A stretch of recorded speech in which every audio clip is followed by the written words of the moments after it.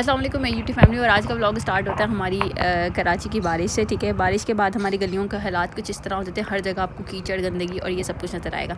अच्छा, ईद की प्रिपरेशन नहीं हुई थी, चांद रात हो भी सकती थी और नहीं भी हो सकती थी, लेकिन चलो हम लोगों ने डिसीजन लिया कि यार चलो अब निकलते हैं और जाके सारी चीज़ें लेकर आते हैं। तो चावल तो ऑलरेडी आ चुके थे, चिकन और बीफ इस तरह की सारी चीज़ें रह गई थी, मिल्क वगैरह उठाना था, ये सब कुछ ताकि मीठा बना सके। और यहाँ पर ना ईद की तैयारियां भी ज़ोरों शोर से थी और इस बार मेरा पूरा प्लान था कि मैं अपने हस्बैंड के साथ जाऊँ और यहाँ पर ईद की नमाज़ लेडीज़ के लिए भी अलग से पोर्शन होता है इंशाल्लाह। इस बार नहीं तो इंशाल्लाह बड़ी ईद पे, क्योंकि हमेशा हमें ये होता है कि हमें इन लॉज की तरफ ईद करने जाना पड़ता है और वहाँ पर ऐसा कोई भी सेटअप नहीं है कि आप जाके ईद की नमाज़ पढ़ सकें। इंशाल्लाह नेक्स्ट टाइम का मेरा पूरा प्लान है कि मैं खुद जाऊँगी अपने हस्बैंड के साथ और हम अपनी लेडीज़ पोर्शन में अपनी ईद की नमाज़ अदा करेंगे इंशाल्लाह। अल्लाह ने अगर मौका दिया तो ज़रूर जाएंगे। और हालात कुछ इस तरह हैं कि कराची बिल्कुल लावारिसों का शहर के अब तो रोशनियों के बाद लावारिस शहर भी तस्लीम किया जाना चाहिए, क्योंकि इसके हालात आप देखें यार, इतनी जल्दी मतलब हर जगह बुरे हालात हो जाते हैं। खैर इन शॉर्ट हम जैसे तैसे करके अपनी सारी चीज़ें लेने के लिए निकल चुके थे और हमने पूरा अपने एहतियाती तदबीर कर ली थी। अच्छा, एकदम से ठंड भी हो गई है ना, बिल्कुल वेदर बिल्कुल चेंज हो गया है, ठंड सी आ गई है और हमने लॉन के ड्रेस बनाए हुए हैं, तो हमारा तो क्या ही होगा। खैर हम लोगों ने चिकन वगैरह लिया और बीफ के सिलसिले कुछ इस तरह के थे कि वो कहते हैं हर जगह भैंस का गोश्त शो किया हुआ था और दूसरा वाला बिल्कुल मतलब उसकी सारी आपने निशानियां भी हटा दी थी। वो कहते हैं ना हम मुसलमान हैं तो हम नाम के मुसलमान रह गए हैं, हम हर चीज़ में धोखाधड़ी में अरूज पे हैं। खैर हमने ये सब कुछ चीज़ें वगैरह ख़रीदी। तो उसके बाद हम घर पहुंच गए और घर पहुंचते मैंने सबसे पहले काम क्या किया कि मैंने जो भी चिकन और गोश्त वगैरह लिया था उसको मैंने पानी में सिरका ऐड किया और वो भिगो के रख दिया। और साथ ही साथ मैंने स्प्रिंग रोल के लिए भी चीज़ें ले ली थी, सब्जियां वगैरह सब कुछ ख़रीदते खराते मतलब अपने हस्बैंड की छुट्टी का मैंने भरपूर फ़ायदा उठाया। बारिश की वजह से वो ऑफ़िस नहीं जा पाए तो हमने सोचा क्यों ना फ़ायदा उठा लें, तो क्योंकि उनका तो ऑफ़ नहीं होता है ना ऐसी चीज़ों के ऊपर भी।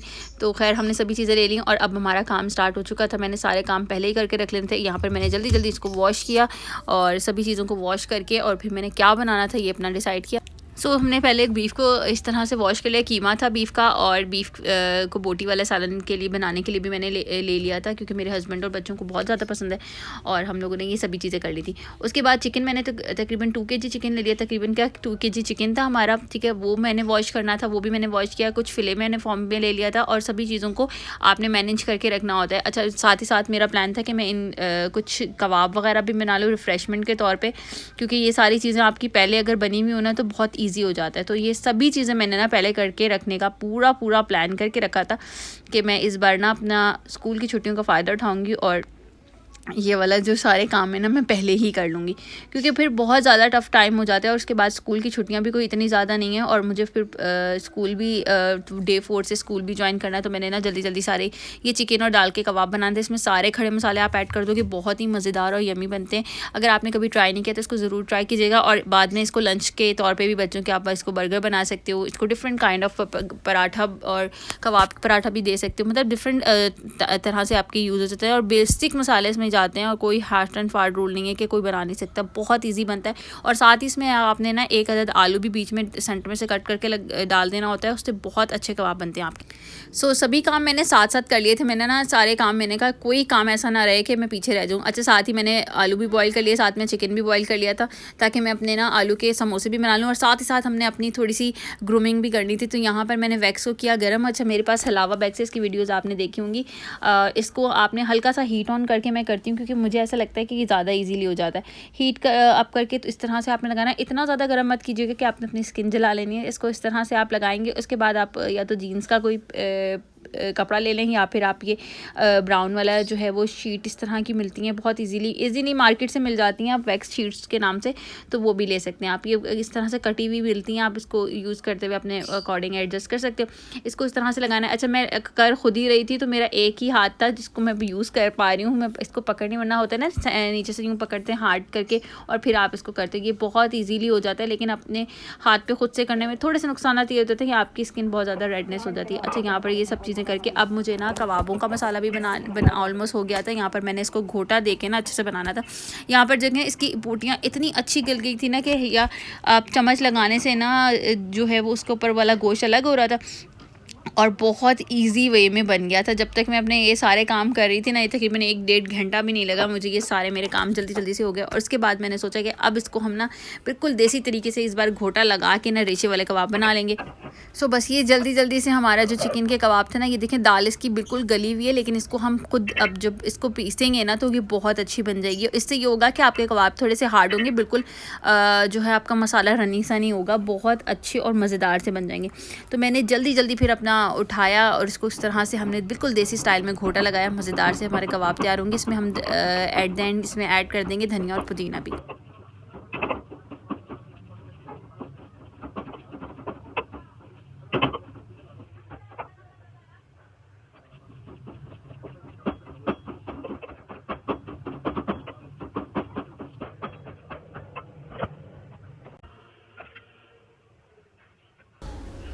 अच्छा, अब बारी थी आलूओं को छीलने की। अच्छा, जो आलू हम लोगों ने समोसों के लिए बॉईल करके रखे थे वो करने थे, और फिर इसके अंदर हमने सारा मसाला ऐड करना था और आलूओं का बैटर भी रेडी हो जाएगा। इससे ये होगा कि आपकी सभी चीज़ें ऑन द टाइमली बनी हुई होंगी और आपको कोई प्रॉब्लम नहीं होगी अगर आपके घर पे अचानक से कोई गेस्ट आ जाता है और आपको खाने की टेंशन हो गई यार अभी क्या करूँ, क्योंकि ईद पे आपकी रिफ़्रेशमेंट अगर पहले बनी हुई हो, इस तरह की बेसिक आइटम्स बने हो तो बहुत ईजी हो जाती। तो ये हमेशा इस तरह की चीज़ें पहले ही कर लेनी चाहिए। और यहाँ पर मैंने क्या एक काम किया कि धनिया और पुदीना को भी साथ ही मैंने ना अच्छे से वॉश करके फिर इसको कट करके दोनों चीज़ों में ऐड कर दिया। उससे ये टाइम बचत हुई कि मेरी दोनों चीज़ें बहुत टाइमली मैनेज हो गई। लेकिन एक चीज़ मुझसे ये हुई कि मैं ये सारा प्रोसेस जितने भी काम करी थी ये मैं एक ही टाइम करी थी, और इन टाइमों के लिए मैं कोई बैठ के काम नहीं किया। मैंने सारे टाइम खड़ा होकर काम किया। उसके बाद मेरे जो पैरों में जो दर्द हुआ ना, ओ माय गॉड, वो बहुत जो है ना हिलेरियस था। खैर उसके बाद सभी चीज़ काम हो गए। तो उसके बाद मैंने क्या किया कि अब ये देखें ये कबाबों का बैटर इतना अच्छा बन गया था। यहाँ पर आलूओं का भी रेडी था, बस आलू वाले मसाले इसमें मैंने ड्राई इंग्रेडिएंट्स ऐड करने थे, मसाले वगैरह सारे डालने थे और ये हो जाना था। यहाँ साथ ही साथ मैंने जो है वो दही जमाने के लिए दूध भी बॉयल होने के लिए रख दिया था, ताकि मेरा कोई भी काम जो है ना वो पीछे न रहे। मैं चाह रही थी कि सारी चीज़ें मैं खुद बना लूँ, दही भी घर का हो, हर एक चीज़ घर की बनी हुई हो और बहुत ईजी हो जाए। यहाँ स्प्रिंग रोल्स के लिए सभी चीज़ों को वॉश करके रख दिया था। अब इनकी कटिंग का भी एक मेन काम था जो मैंने करना था। तो चलो अभी हम क्या करते हैं, हम जल्दी से आलूओं का मसाला जो है ना वो रेडी कर लेते हैं। चले अभी यहाँ देखें जल्दी जल्दी मैंने अपनी दौड़ें लगाई। मैंने कहा यार जल्दी जल्दी काम करती हूँ। और आलू जो है मैं इसके अभी मैंने कबाब भी बनाने वाले रह गए थे, मैंने वो सब कुछ करके रख लिया था, लेकिन इसमें ड्राई इंग्रेडिएंट्स नहीं डाले थे। मैंने कहा यार इसको जल्दी जल्दी फटाफट करते हैं। और मैंने ना बच्चों से छुप के समोसे बनाए, क्योंकि जब बच्चे साथ आ जाते हैं ना काम तो वो करते हैं, लेकिन उनमें जो उनकी लड़ाइयाँ होती हैं वो बहुत होती हैं। अच्छा, इसमें ना अजवाइन लाजमी ऐड किया करें, इससे आपके समोसे बड़े मज़े के बनते हैं और बिल्कुल डाइजेस्टिव के लिए ना बहुत ईजी होता है। आपके जो डाइजेस्टिव सिस्टम है ना वो इसको बहुत ईजीली मतलब हाजमा जिसे कहते हैं ना, जैसे अगर आपने कभी फक्की वगैरह खाई हो जो पाउडर मिलता है तो बाहर से वो इसी उसके अंदर बना हुआ होता है, और इससे आपके जो है ना पेट का जो निज़ाम है वो सही रहता है। इस तरह से वो डाइजेस्ट बहुत अच्छा हो जाता है। तो मैंने ये जल्दी जल्दी से बनाया और उसके बाद मेरा काम था कि अब मैं जल्दी से ना कबाब बना लूँ। तो यूँ चुटकियों में मैंने कबाब बनाए, जैसे ही मैंने फॉरवर्ड किया ना सिस्टम सारा, तो फटाफट अपने कबाब बन गए सारे। बट ज़िंदगी में हमारे पास कोई भी ना रिवाइंड का ऑप्शन नहीं होता। अपनी ज़िंदगी को ना हम रिवर्स कर सकते हैं ना ही रिवाइंड कर सकते हैं। तो ये छोटी छोटी चीज़ें होती हैं जो आपको वक्त। अच्छा, एक बात है, अगर आपके पास ये सब काम करने को ना हो तो भी आप ना अजीब सा फील करते हो, लेकिन अगर आपके पास ये सब काम करने को होते हैं तो हम क्या बोलते हैं, यार बहुत काम है, मैं थक गई हूँ। मतलब हम बीइंग वो कहते हैं ना ह्यूमन बीइंग, इंसान, हम किसी हाल में खुश नहीं है। वो वाकई में ये सही बिल्कुल टू द पॉइंट बात है, हम किसी हाल में खुश नहीं रहते। लेकिन ये सारे काम अल्हम्दुलिल्लाह ज़िंदगी है तो ये सारे काम चल रहे हैं। ज़िंदगी है तो झमेले हैं सारे, ना हो तो कुछ भी नहीं। अच्छा, अब कटिंग की बारी थी तो हमने ये भी फटाफट मैंने ना वीडियो को ना स्पीड इसकी तेज़ कर दी ताकि आप लोग बोर भी ना हो और मेरे काम भी जल्दी हो जाए। मतलब मुझे देखने में अच्छा लग रहा है कि मैंने ये सारे काम खुद किए।